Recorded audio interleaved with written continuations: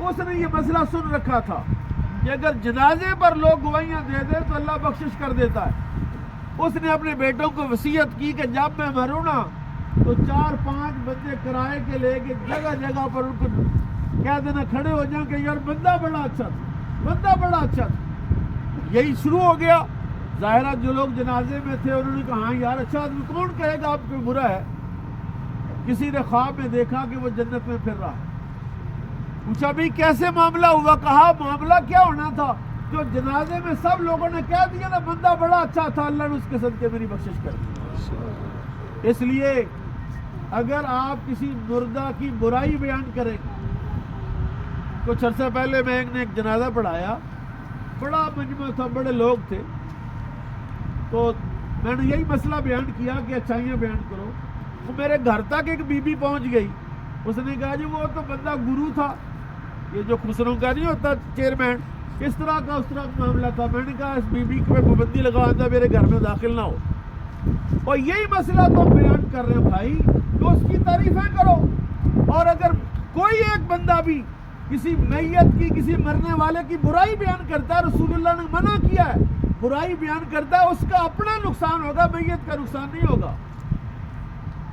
اور نماز جنازہ کے اس موقع پر دوسرا سب سے اہم مسئلہ، دوسری سب سے اہم چیز جو ہے وہ میت کی یادیں نظر آتی، ان کی اولاد کے تعلقات کا پتہ چلتا ہے، ماں ہے، باپ ہے، آپ ہیں۔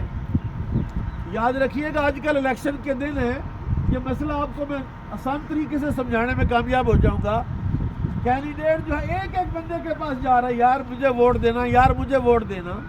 بالکل اسی طرح آپ نے اپنی گویاں بنانی ہے نا، ایک ایک بندے کے ساتھ اچھائی کرو، اس نیت کے ساتھ کہ میں مر جاؤں تو میرے بعد کوئی بندہ میری اللہ سے شکایت نہ لگائے، کوئی بندہ میرے جنازے پر کھڑا ہو کر کہتا یار بندہ اس نے مجھے تکلیف بہت دی تھی۔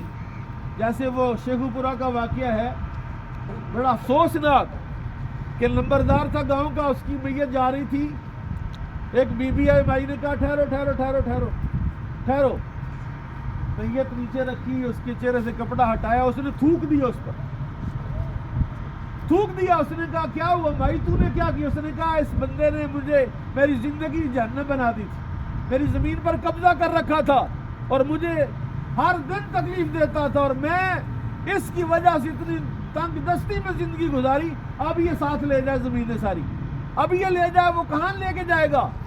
تو کیا مطلب یہ ہوا کہ آپ کسی کا حق نہ کھاؤ اللہ کے بندو۔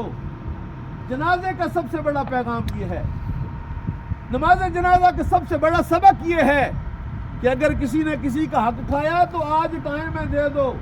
او مسافرو، صبح میں مرشد کی خدمت میں گیا تو آپ نے یہ جملہ کہا، مجھے بڑی حیرت ہوئی، یہ ریلوے اسٹیشن ہے، یہاں کون جاتے ہیں؟ اور آپ سب مسافر ہیں، کوئی 1 دن رہے گا، کوئی 2 دن رہے گا، کوئی 4 دن رہے گا، کوئی 2 سال رہے گا۔ اوے مسافرو، اپنے سفر کا خیال کرو، بڑی کٹھن منزل ہے اور بڑی دور کی منزل ہے، کبھی نہ ختم ہونے والی زندگی ہے، دوبارہ واپس یہاں نہیں آنا۔ یہ دیکھو سورج کتنا چمک رہا ہے، میں اور آپ نظر آ رہے ہیں، اماں جی آج کے بعد نظر نہیں آئیں گی، اور یہ مرحلہ مجھ پر بھی آنا ہے، آپ پر بھی آنا ہے، ہر کسی بندے پر آنا ہے۔ اور آج اگر آپ نے یہ سبق نہ لیا نماز جنازہ کا، آج اگر آپ نے یہ سبق نہ سیکھا، دیکھیے میں آپ کو رسول اللہ کی ایک حدیث عرض کرتا ہوں، میرے آقا فرماتے ہیں جو میت کو کندھا دے اور 40 قدم لے کر چلے، اللہ اس کے 40 کبیرہ گناہ معاف کر دیتا ہے۔ حالانکہ آپ جانتے ہیں کہ کبیرہ گناہ توبہ واجب ہے، اس پر بغیر توبہ کے معاف نہیں ہوگا، ویسے وہ کریم ہے، معاف کر دے تو کر دے۔ 40 جو کبیرہ گناہ ہوتا ہے اس پر توبہ واجب ہے، لیکن فرمایا جو میت کو کندھا دے گا، اگر 40 قدم لے کر چلے گا، اللہ اس کی یقینی بخشش کر دے گا۔ کیا مطلب ہے؟ کہ میت کے قریب آؤ، وہ پچھلی صف والا بندہ، پتہ نہیں یہ مسئلہ کہاں سے نکلا، میں ادھر آپ کے شہر میں رہتا ہوں، مجھے کہیں سے کسی کا حوالہ ملے نا تو مجھے بتا دینا بہرحال کہ نماز جنازہ میں پچھلی صف والے کو ثواب زیادہ ہوتا ہے، آگے والی صف والے کو ثواب کم ہوتا ہے۔ بالکل بکواس ہے، کہیں کسی کتاب میں نہیں لکھا ہے یہ مسئلہ، کسی موت پر کتاب والے نے یہ بات نہیں لکھی ہے۔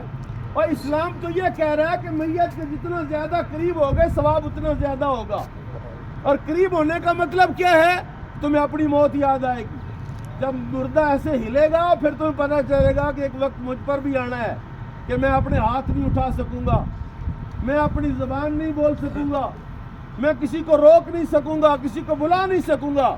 بہرحال ان چیزوں کو ہمیں سمجھنا ہے اور ہمیں سمجھنا چاہیے کہ یہ موقع ہے زندگی کی حقیقت کو سمجھنے کا، اور موت سے خوبصورت کائنات میں کوئی شے نہیں مومن کے لیے، کیونکہ موت مومن کے لیے جنت کا دروازہ ہے۔